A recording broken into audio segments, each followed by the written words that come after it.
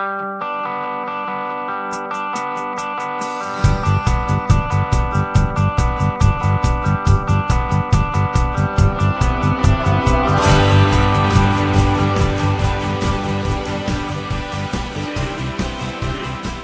seen tool libraries sprout up all over the world as a result of what we've done here. I've gotten contacted by people in New Zealand, by people in Belgium. The Toronto Tool Library is one example of what is a much larger movement around the sharing economy. And if you take a look at how the internet has changed the game on what's possible, it's phenomenal. The technical infrastructure is now there. I got an email recently from a guy in Ireland who's building a tool library there. The press that we've managed to get, other people are saying now, that doesn't seem like it's out of my realm of possibility to achieve.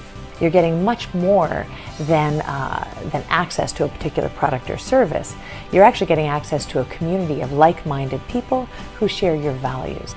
And just like we were inspired by people all over the world, like Portland, Atlanta, Seattle, Vancouver, we want to also spread that message too.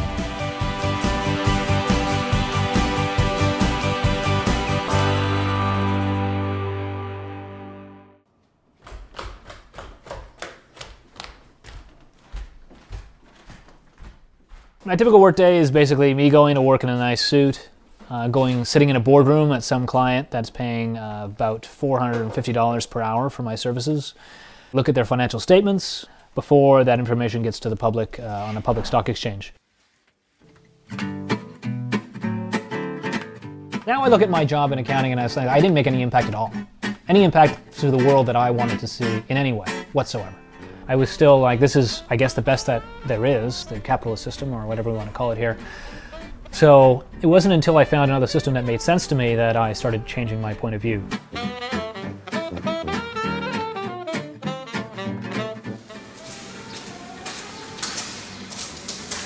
I just quit outright, left that job. I dropped a six-figure job to go to basically a no-figure job. My name is Lawrence and I'm the president of the Institute for a Resource-Based Economy. And our first major project is the Toronto Tool Library. We didn't have a space, we didn't have any policies, we were just doing a bunch of research. So for 1 year we got desk space at the Centre for Social Innovation. It's an example of the sharing economy because I don't need to own an office there. I really just need access for maybe 30 hours a month. They were helping us grow our business plan. Someone who had a charity, who had a basement space that they weren't using, and they were willing to clean up that space if we paid them, a small amount of rents. It was a disaster, that space. We had to renovate it.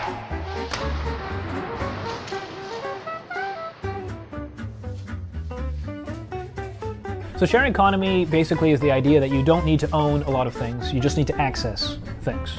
So that makes sense for quite a number of things that we typically consume. So tools is one example where people don't usually use them all that often, they need to access them. Cars is another good example. It was a massive investment, time-wise and emotionally, for me to do this project. If it was to fail, that would have been absolutely dream-crushingly devastating.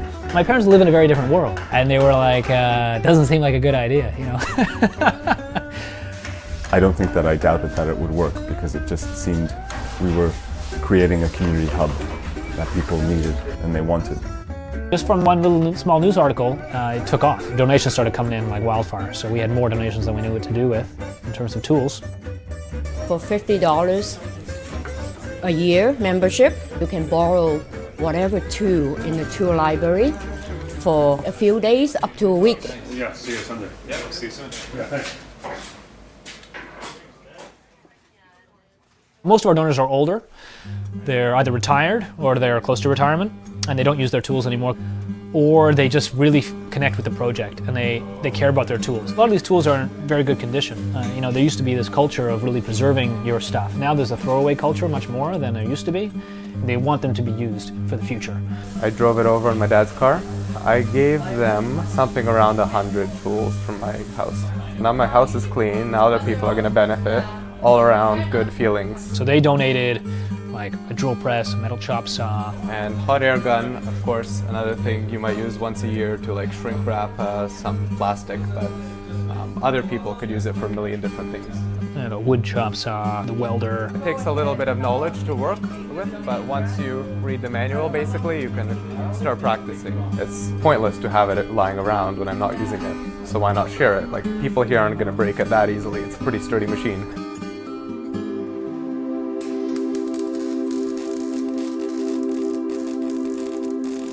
The only thing you can see once I put my mask down is the light from the arcing tip of the nozzle. So I have to get everything exactly in place where I want it to go. When you're all done, you started with a scrap metal pile and you finish up with something that you can use or hang on the wall that is a piece of art. So right now we're in the East Side Tool Library. Second location happened almost immediately after the first. And we have a wood shop now and a makerspace with 3D printing and a lot of soft tools that you can use for soldering. I am a carpenter coming to Toronto. I don't have this in my bachelor apartment, so it's great that I can come out here and use all the tools and make whatever I like. Tools are special because not only are they expensive and rarely used, but they also fit with the idea of building a new society, because these are really what make our lives the way they are. And that's really what tools do. They make your life better. They were going to just throw this all in the garbage. I grabbed quite a bit of it and I've made wooden pens out of this. I've been able to save money and make some cool projects also here. As another resource sharing project, we're incubating the idea of the kitchen library here inside the tool library. And this itself has attracted a huge following. A lot of people come specifically to get the kitchen equipment. I think it's a revolution that's happening really from the ground up. It's not a revolution that you're going to convince the large corporations to change their ways. This is an open source 3D printer. The machine itself prints parts to build other 3D printers. With places like this where technology is at the forefront and people are creating their own technology, there's big shifts happening. I created this file in my computer, which is just a cylinder, 60 millimeters across. This is what this is producing right now. It's exciting because it opens up manufacturing to the small scale. So I can design something on my computer that I could never buy and print it on a 3D printer out of plastic. And I can do that within an hour or two.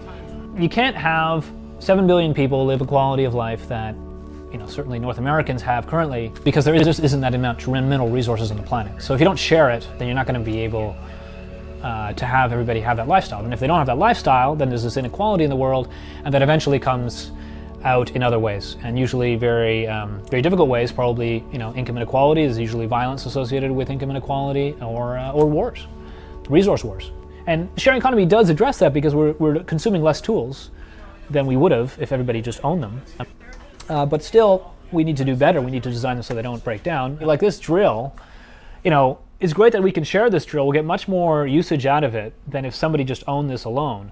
But how was this manufactured? And is this drill designed in such a way to last as long as possible with as little maintenance as possible? Sometimes it's very difficult finding plastic parts, and that just the ability to produce your own whenever you want for pennies, it's amazing.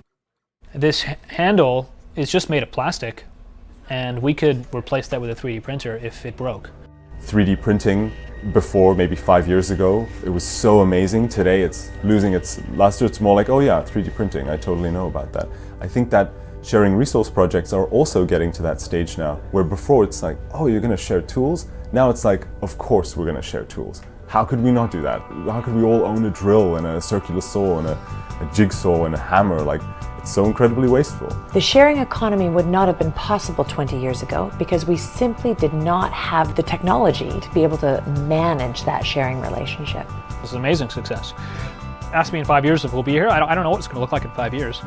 I mean, these ideas are bigger than just this space, right? So if this space weren't to succeed, but the ideas as a whole succeed, I mean, is that success? I would say, yeah, probably it is. Another example of the sharing economy is AutoShare or Zipcar, Airbnb. And the question is, where else will you start to see it?